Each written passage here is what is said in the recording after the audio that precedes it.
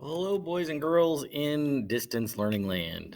Little chemistry lesson today. We're going to go over real quick with a bunch of real quick videos about 80, 81, 82, and 83 about concentration of some different substances and how we find it, what we think about when we go through it, and basically the calculations. So for lesson 80, we were looking at a little experiment that I would have had done for you on the front table. You would have come in, could have checked it out. But it dealt with some gummy bears. If you look on page 408, basically the gummy bears are all set up for you. It shows you, tells you what you're going to see. So you might look that over real quick to kind of get a feel for what is going on. But basically, the question was, well, what goes on if I take a gummy bear and I put it in just pure water, a little bit of sugar water, a medium amount of sugar in water, a lot of sugar in water, and then straight corn syrup. Corn syrup is basically sugar that has maxed out its capacity in water. It's called a saturated solution. Hopefully, you saw that in the notes. But basically, the idea here is there's a lot of different ways to look at concentration.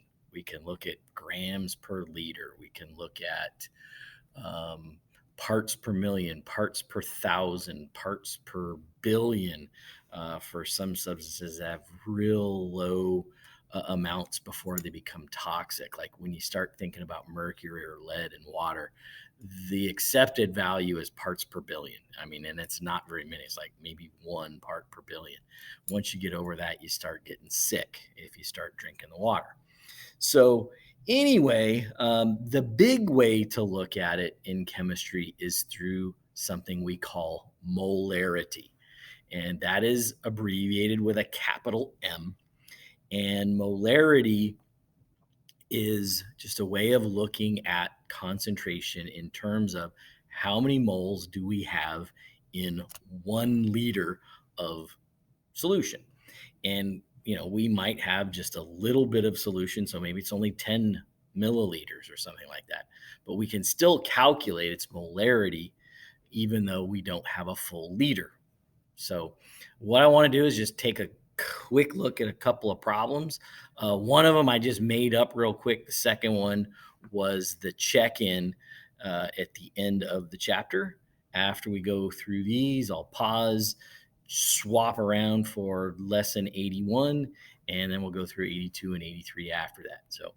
So the first question I have here is, what is the concentration of 18 grams of glucose in 250 milliliters of solution?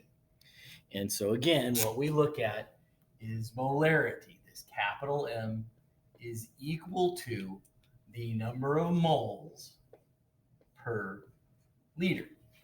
And unfortunately, given to us in both of these problems, they didn't give us mole. Boo. Oh man, I have to calculate the number of moles. Well, chapter 14 taught you how to do that. So basically, what we have to look at glucose, it's C6H12O6. So we've got 6 times 12, which is 72. We've got 1 times 12 for the hydrogen, and that is 12. And then we've got 6 times 16 for our oxygen. Again, oxygen being 16 times 6 is 96. If we take all of those guys and add them up, we get 180 grams per mole. Real quick calculation then, right over here, 18 grams divided by 180 grams per mole is 1/10 of a mole, or 0.1 mole. So I know that now, 0.1 mole. Now, very common way to write these questions is not with liters, but with milliliters. So what we have here is 250 milliliters. Most common mistake, you got to take that 250, you're going to slam it in here for the liters. Doesn't work. You got to change that milliliters to liters. So what we have to remember is anytime we have milliliters, we have to divide by 1,000 to find the number of liters. So if I take 250, divide it by 1,000 milliliters per liter, I get 0.25 liters.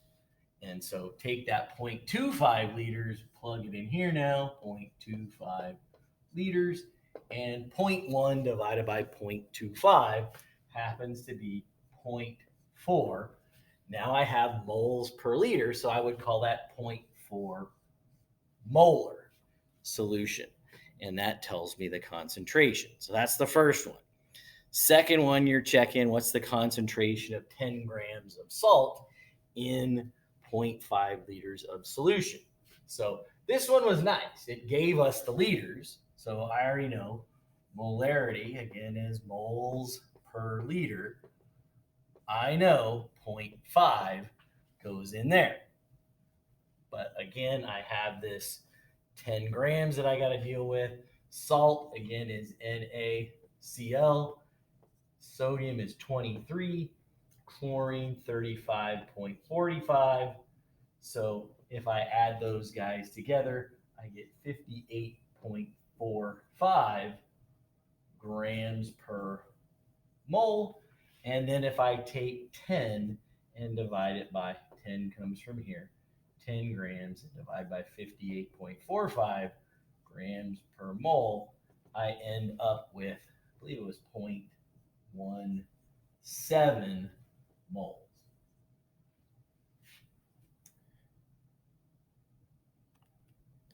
So yes, I checked my answer. It is 0.17 mole. So 0.17 mole divided by 0.5 liters would give me 0.34 moles per liter, or 0.34 molar concentration in my solution. So there's 80